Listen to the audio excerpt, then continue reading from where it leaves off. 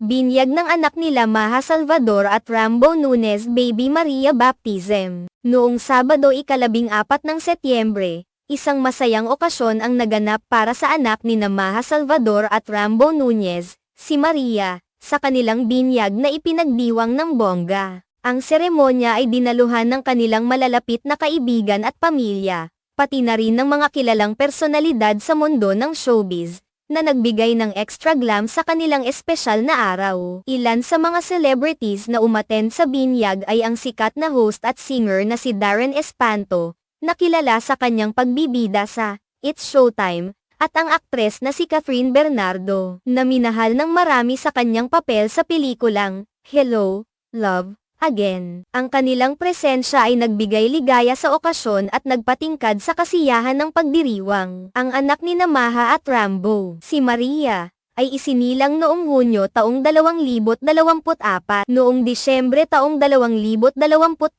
unang inamin ni Maha at Rambo ang kanilang pagbubuntis, na tinangkilik ng kanilang mga taga-suporta at kaibigan. Ang kanilang excitement ay lalong umigting noong Pebrero taong 2024 nang ianunsyo nila sa pamamagitan ng isang gender reveal party na ang kanilang magiging anak ay isang baby girl. Ang ganitong uri ng selebrasyon ay nagbigay daan sa publiko upang makilala ang bagong miyembro ng kanilang pamilya kahit na hindi pa ipinapakita ang kanyang buong mukha. Bagaman hindi pa ipinapakita ng mag-asawa ang kabuuang anyo ng kanilang anak, may ilang mga larawan na lumabas na nagpapakita kay Maria kasama ang kanyang mga celebrity na magulang. Ang mga litrato ay nagbibigay sa publiko ng sulyap sa kasiyahan at pagmamalaki ng magulang para sa kanilang bagong silang na anak. Ang pag-iingat sa pagpapakita ng buong mukha ni Maria ay nagpapakita ng kanilang pagpapahalaga sa privacy ng kanilang anak, isang bagay na labis na iginagalang ng kanilang mga taga-suporta. Ang binyag ni Maria ay hindi lamang isang seremonya kundi isang pagdiriwang ng bagong yugto sa buhay ng pamilya Salvador Nunez.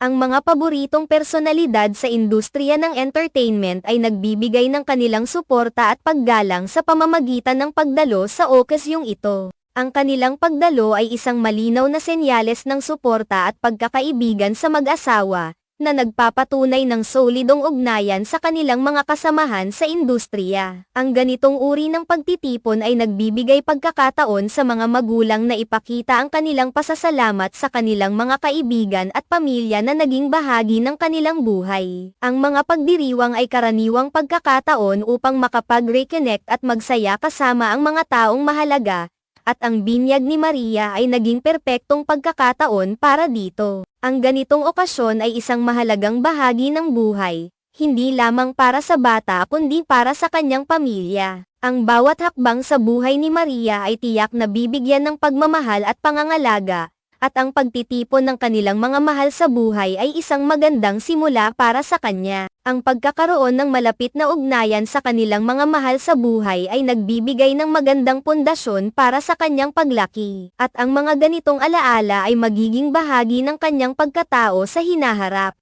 Ang espesyal na araw na ito para kay Maria at sa kanyang pamilya ay isang magandang halimbawa ng kung paano ang pamilya at mga kaibigan ay maaaring magtaguyod at magsama-sama sa mga mahahalagang pagkakataon sa buhay. Ang pagdiriwang ng binyag ay isang tradisyon na puno ng kahulugan at pagmamahal, na nagdadala ng kasiyahan at malasakit sa buhay ng bawat isa. Sa kabila ng busy na schedule ng mga magulang at kanilang mga kaibigan, ang kanilang pagdalo sa okasyong ito ay nagpapakita ng kanilang dedikasyon at pagmamahal sa kanilang pamilya.